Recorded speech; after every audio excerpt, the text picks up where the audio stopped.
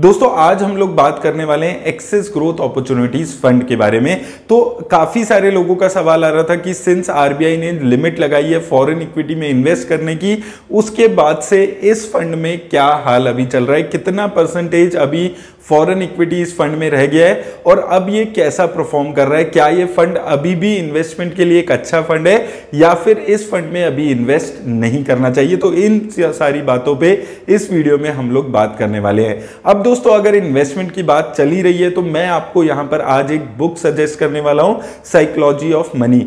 ये बुक आपको समझाती है कि कैसे अगर आपको पैसा कमाना है तो आपको मनी की साइकोलॉजी समझनी पड़ेगी और उसके हिसाब से एक आप लॉन्ग टर्म में अच्छी पैसा बना सकते हैं। अब अच्छी बात क्या है कि इस बुक को आपको पढ़ने की भी जरूरत नहीं है। इस बुक की समरी को आप सुन सकते हैं कुकू एफएम पे। कुकू एफएम इंडिया का लीडिंग ऑडियो शो प्लेटफॉर्म है। 4.5 की रेटिंग इसकी ऐप की है। 4000 प्लस ऑडियो शो प्लेटफॉर्म इसके ऐप पे अवेलेबल है। अच्छी बात क्या है दोस्तों कि आप इस बुक को अपनी रीजनल लैंग्वेज में भी सुन सकते हैं। हिंदी, इंग्लिश, मराठी, जो भी आपकी रीजनल लैंग्वेज है आप उसमें इस बुक को सुन सकते हैं। तो अगर आप मेरा कूपन कोड यूज करते हैं तो फर्स्ट 250 यूजर को 50% डिस्काउंट मिलेगा। तो आप ये पूरा 199 रुपीज में सब कुछ अवेलेबल हो जाएगा आपके पास। तो अगर आप लोग भी इस बुक को सुनना चाहते हैं तो लिंक डिस्क्रिप्शन में मैंने दे दिया, आप जाकर सुन सकते हैं। आइए अब दोस्तों चलते हैं और एक बार देख लेते हैं कि एक्सेस ग्रोथ अपॉर्चुनिटीज फंड अभी कैसा परफॉर्म कर रहा है। अब दोस्तों यहां पर मैंने क्या किया है, मैंने इस फंड की जो भी जितनी भी कंपनीज हैं जिसमें ये इन्वेस्ट कर रहा है उसको यहां पर एक्सेल में डाल लिया है। जून 2022 का जो लेटेस्ट इसका पोर्टफोलियो है उसको मैंने यहां पर ऐड कर लिया। उसके साथ साथ अप्रैल 2022 में हमने लास्ट टाइम इस फंड को रिव्यू किया था, उस टाइम पे जो जो कंपनीज थी उसको हमने यहां पर डाल लिया। इससे हमें एक बेटर आइडिया मिलेगा कि कितने फ्रीक्वेंट चेंजेस इसके पोर्टफोलियो में हो रहे हैं और क्या इस फंड की जो मेजर इन्वेस्टमेंट स्ट्रेटेजी है उसमें कोई चेंजेस देखने को मिल रहे हैं।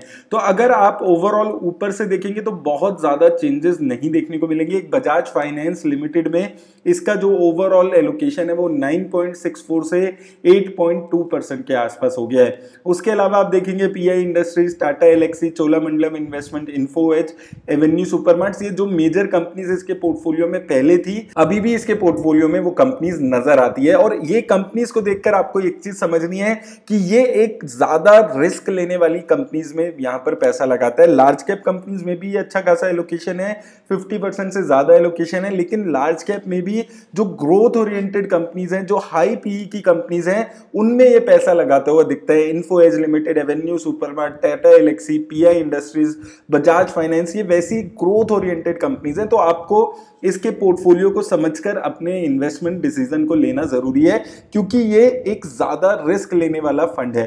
अब यहां पर अगर आप मेजर चेंजेस इस फंड में देखेंगे 2 महीने में तो आपको देखने को मिलेगा कि इसने एचडीएफसी बैंक के अपने पोर्टफोलियो में ऐड करते हुए दिखा है। 1.3 से 2.38% यहां पर एलोकेशन हो चुका है। उसके अलावा बलरामपुर चीनी मिल्स को के जो पोर्टफोलियो है वो 0.99% हुआ करता था और अभी इसके पोर्टफोलियो में बलराम चीनी मिल्स नहीं मौजूद है। तो ये एक मेजर चेंज है। उसके अलावा महिंद्रा एंड महिंद्रा लिमिटेड में इसने अपनी एलोकेशन को ड्रास्टिकली बढ़ाया है। 0.96% हुआ करती थी आज से 2 महीने पहले तक, जिसको बढ़ाकर इसने अब 2.51% के आसपास कर लिया है। तो महिंद्रा एंड महिंद्रा में एक अच्छा खासा एलोकेशन ये फंड अभी यहां पर करते हुए दिख रहा है। उसके अलावा एंड्योरेंस टेक्नोलॉजी से ये कंप्लीटली एग्जिट हो गया। अब इंटरेस्टिंग चीज जो यहां पर आपको देखने को मिलेगी, जो मैं आपको यहां पर समझाना चाहता था कि ये अगर आप यहां पर देखेंगे HDFC, Kotak Mahindra bank, Reliance industries, LIC, ये 4 मेजर एडिशन आपको देखने को मिलेंगे जो लार्ज कैप कंपनीज में इसने किए हैं। सिंस ये fund majorly value oriented large cap companies में पैसा लगा रहा था तो अपने पोर्टफोलियो में थोड़ा रिस्क को मैनेज करने के लिए इसने इन ब्लू चिप कंपनीज को भी अपने पोर्टफोलियो में ऐड किया है ताकि जो स्टेबिलिटी है वो इसके पोर्टफोलियो में यहां पर आ सके। उसके अलावा यहां पर आप देखेंगे ZF commercial vehicle control system को भी इसने अपने पोर्टफोलियो में यहां पर ऐड किया है। तो बहुत ज्यादा डिलीशन नहीं है, 2 डिलीशंस यहां पर मेजरली दिखते हैं अगर आप कंपेयर करेंगे यहां पर 2 महीने की इसकी पोर्टफोलियो को। और 5-6 कंपनीज में जिनमें से 2 कंपनीज में एक मेजर एलोकेशन इसने बढ़ाया और 4 कंपनीज यहां पर इसने ब्लू चिप कंपनीज अपने पोर्टफोलियो में ऐड किया है। तो ये मेजरली इंडियन कंपनीज में जो मेजर कंपनीज है वो देखकर यहां पर लगता है कि ये फंड अब अपना जो पोर्टफोलियो है उसमें जो रिस्क वाली ज्यादा हाई रिस्क हाई ग्रोथ वाली कंपनीज है उनमें बहुत ज्यादा एडिशन ना करके ब्लू चिप कंपनीज में अपना पैसा यहां पर इन्वेस्ट कर रहा है। एचडीएफसी बैंक में एलोकेशन बढ़ाया है, एचडीएफसी को इंक्लूड किया है, रिलायंस इंडस्ट्रीज ऐसी कंपनी में ये एलोकेशन यहां पर बढ़ाता हुआ चल रहा है। उसके अलावा अगर आप फॉरेन इक्विटी पे आएंगे तो फॉरेन इक्विटी में भी आपको ये चीज देखने को मिलेगी कि यहां पर एक एडिशन यहां पर इसने किया है एडवांस्ड माइक्रो डिवाइसेस में 0.62% यहां पर इस कंपनी में एलोकेशन इसका अब हो गया है। आपको पता होगा अभी रिसेंट में आरबीआई ने अलाउ किया था कि अगर आपने कोई सेल किए हैं फॉरेन इक्विटी के शेयर किसी फंड ने तो वो उतनी लिमिट तक अपने पोर्टफोलियो में कंपनीज को ऐड कर सकता है। तो इस फंड ने यहाँ पर उस चीज की वजह से एक कंपनी को ऐड किया। हालांकि ओवरऑल आप अभी भी बहुत ज्यादा एडिशंस नहीं कर सकते हैं, जितना अपने कंपनीज को अपने पोर्टफोलियो से निकाला था उसके आसपास की ही आप दोबारा से एडिशन कर सकते थे। तो इसने एक कंपनी को अपने पोर्टफोलियो में ऐड किया है यहाँ पर। उसके अलावा अलीबाबा में भी इसने छोटा मोटा एलोकेशन अपना यहाँ पर इंक्रीज करते हुए ये कंपनी दिखी है। ओवरऑल अगर आप देखेंगे अब इसका जो फॉरेन इक्विटी का एलोकेशन है वो 18.55% हो गया है। अप्रैल में 18.19% हुआ करता था। और अगर आप आज से 6 महीने पहले लगभग फरवरी जनवरी की बात करेंगे तो उस वक्त फॉरेन इक्विटी में 24% एलोकेशन हुआ करता था। तो एक शुरू में ही जैसे ही वो न्यूज आई थी उसके 1-2 महीने में इसका एलोकेशन काफी कम हो गया था, लेकिन उसके बाद अभी ये देखने को मिल रहा है कि 18.5% पे ये मेंटेन अपना जो फॉरेन इक्विटी का एलोकेशन है उसको कर पा रहा है। पराग पारिक फ्लेक्सी कैप फंड की बात करेंगे तो वहां पर आपको 22 से 25% तक का एलोकेशन फॉरेन इक्विटी में दिखता है। यहां पर वो एलोकेशन 18% के आसपास आ गया है। अब दोस्तों अगर हम यहां पर बात करें इसकी कैश की तो 4% यहां पर कैश यहां पर इसका हो चुका है, जो कि काफी कम इस वक्त हो चुका है। अगर आप यहां पर देखेंगे यहां पर मार्च में 14% कैश इसका हो गया था, तब एक मैटर ऑफ कंसर्न होने लगा था कि इस फंड के पास इतना ज्यादा कैश क्यों है। अब उसने इस कैश को एलोकेट कर दिया और कैश अब एक एक्सेप्टेंस लेवल पे 4% के आसपास आ गया। तो ओवरऑल अगर आप देखेंगे बहुत ज्यादा एडिशन डिलीशन अभी भी नहीं है, यानी कि फंड अपनी जो इन्वेस्टमेंट स्ट्रेटेजी है उसको फॉलो करता हुआ दिख रहा है। हालांकि थोड़ी इसने जो ब्लू चिप कंपनीज हैं उसमें एलोकेशन करके अपना रिस्क कम करने की कोशिश की है। अब आइए दोस्तों चलते हैं एक बारी और देखते हैं कि इस फंड की रिस्क रेशियोज कैसी दिखती हैं और फिर हम देखेंगे कि क्या ये फंड अपने बेंचमार्क इंडेक्स को इस वक्त बीट कर पा रहा है या नहीं। तो दोस्तों सबसे पहले अगर हम इसकी रिस्क रेशियोज पे यहाँ पर बात करते हैं तो स्टैंडर्ड डेविएशन इसका 25.91 चल रहा है। अगर इसकी कैटेगरी एवरेज से कंपेयर करते हैं तो कैटेगरी एवरेज स्टैंडर्ड डेविएशन अभी 16.8 का है। स्टैंडर्ड डेविएशन किसी भी कंपनी का किसी भी फंड का ये बताते हैं कि एक फंड कितना ज्यादा वॉलेटाइल है रिटर्न्स देने के मामले में, और स्टैंडर्ड डेविएशन जितना ज्यादा होता है उतनी वॉलेटिलिटी दिखती है कि ज्यादा वॉलेटाइल फंड है। तो ये फंड अभी काफी ज्यादा वॉलेटाइल चल रहा है। शार्प रेशो की बात करें तो शार्प रेशो किसी भी फंड का ये बताता है कि एक फंड कितना ज्यादा रिस्क एडजस्टेड रिटर्न दे पा रहा है, यानी कि कम रिस्क लेकर ज्यादा रिटर्न। तो यहां पर भी थोड़ा सा भी इसका जो शार्प रेशो है ये कम हो गया है, 0.46 के आसपास का शार्प रेशो इसका दिखता है।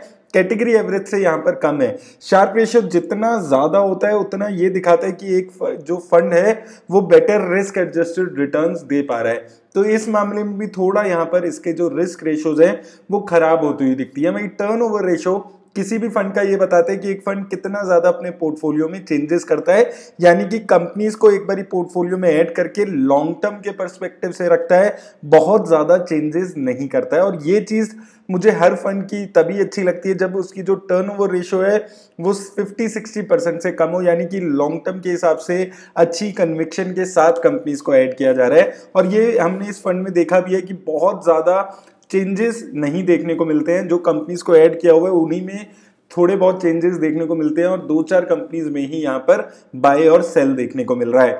तो रिस्क रेशियोज की अगर आप ओवरऑल बात करेंगे स्टैंडर्ड डेविएशन और शार्प रेशियो अभी इसका थोड़ा खराब है, हालांकि टर्नओवर रेशियो अच्छा है अगर हम कैटेगरी एवरेज से कंपेयर करते हैं। अब दोस्तों रिटर्न्स की यहां पर इसकी बात कर लेते हैं। तो ये फंड बहुत ज्यादा पुराना फंड नहीं है, अक्टूबर 2018 में ये फंड लॉन्च हुआ था। तो लगभग अगर आप देखेंगे 3.5 साल के आसपास इस फंड को अभी हुए हैं। तो अगर आप इसकी अभी रिसेंट की रिटर्न्स की बात करें, 1 साल में इसने 4% की रिटर्न दी है और 6 महीने में -1% के आसपास की रिटर्न है। लेकिन अगर आप लॉन्ग टर्म में देखते हैं, अगर आप 3 साल में देखते हैं और सिंस इंसेप्शन देखते हैं, तो आपके लगाया हुआ 10,000 रुपए इस फंड में लगभग 18,900 हो गया है 3 सालों में, और सिंस इंसेप्शन आपका लगाया हुआ 10,000 रुपए 21,000 से ज्यादा हो गया। 22% की रिटर्न इसने सिंस इंसेप्शन जनरेट करके दी है, जो कि एक काफी अच्छी रिटर्न्स आप यहां पर मान सकते हैं। वहीं अगर आप 3 साल की रिटर्न्स भी देखेंगे तो 24% की रिटर्न है। तो 2, 3 और 3.5 पौने 4 सालों की रिटर्न्स इसकी अच्छी है। हालांकि अभी 1 साल से ओवरऑल मार्केट में ही गिरावट है, तो उसका इंपैक्ट इस कंपनी के इस फंड पे भी यहां पर होते हुए दिख रहा है। वहीं अगर हम दोस्तों इसकी SIP पे इन्वेस्टमेंट पे यहां पर बात करें, तो SIP में भी यही देखने को मिलेगा। 1 साल में लगभग ना के बराबर रिटर्न इसने दिए है। 1 साल में 12,000 की लागत आपकी इसने 12,023 के आसपास बनाई है, यानी कि आपने जितना पैसा लगाया होगा SIP में उतना ही पैसा अभी आपको नजर आ रहा होगा। वहीं 2 और 3 सालों की रिटर्न्स अगर आप देखेंगे तो रिटर्न्स अच्छी होती है। देखिए, अगर 1,000 रुपीज पर मंथ से SIP चल रही होती, 3 सालों में 36,000 की लागत इस फंड ने आपकी 51,000 से ज्यादा बना दी है। वहीं 2 साल में 24,000 की लागत इस फंड ने आपकी 29,000 के आसपास यहां पर बना दी है। तो 2 और 3 सालों में अच्छी रिटर्न्स है, हालांकि 1 साल में थोड़ी खराब रिटर्न्स यहां पर आपको देखने को मिल रही है। अब दोस्तों, अगर आपको सही मायने में किसी फंड को जज करना है कि क्या वो फंड अच्छी रिटर्न्स दे पा रहा है या नहीं, तो आपको ये देखना बहुत ज्यादा जरूरी है कि क्या वो फंड अपने बेंचमार्क इंडेक्स को बीट कर पा रहे हैं रेगुलरली या नहीं। अब हम इस फंड की रिटर्न्स को इसके बेंचमार्क इंडेक्स से यहां पर कंपेयर करते हैं, तो यहां पर आपको एक चीज देखने को मिलेगी कि अगर आप 6 महीने और 1 साल में देखेंगे तो ये फंड अपने बेंचमार्क इंडेक्स को बीट नहीं कर पा रहा है। 6 महीने में इसके बेंचमार्क इंडेक्स ने 1% की रिटर्न दी और इस फंड ने -1% की। उसी तरह अगर आप 1 साल में देखेंगे तो 1 साल में इस फंड ने 5% की रिटर्न दी है और इसके बेंचमार्क इंडेक्स ने 9% के आसपास की रिटर्न दी है। लेकिन दोस्तों, जैसे ही आप 2 और 3 साल में चले जाते हैं तो ये फंड अभी भी अपने बेंचमार्क जैसी रिटर्न्स दे पा रहा है या उसको बीट कर रहा है। 2 सालों में इस फंड की रिटर्न्स और इसके बेंचमार्क इंडेक्स की रिटर्न लगभग सेम नजर आती है, और 3 साल में ये फंड अभी भी अपने बेंचमार्क इंडेक्स को बीट कर पा रहा है। और 3 साल में और सिंस इंसेप्शन ये अभी भी one of the best performing large and mid cap fund चल रहा है। तो दोस्तों देखिए, ये फंड ने अभी भी अपनी जो स्ट्रेटेजी है उसको बहुत ज्यादा चेंज नहीं किया है। हालांकि अपना जो रिस्क है उसको कम करने के लिए इसने थोड़े बहुत लार्ज कैप कंपनीज को पोर्टफोलियो में अभी ऐड किया है। तो अगर आप large and mid cap category में थोड़ा स्लाइटली ज्यादा रिस्क लेने वाले इन्वेस्टर हैं, तो आप इस फंड में बने रह सकते हैं। मेरे हिसाब से एक 1.5 साल की 2 साल की अंडर परफॉर्मेंस से बहुत ज्यादा फर्क नहीं पड़ता है। लेकिन अगर आप ज्यादा रिस्क लेने वाले इन्वेस्टर नहीं हैं, आपको लार्ज एंड मिड कैप में एक स्टेबल थोड़ा कम रिस्क लेने वाला फंड चाहिए, तो आप किसी और फंड के बारे में सोच सकते हैं, क्योंकि ये फंड थोड़ा विद इन दैट कैटेगरी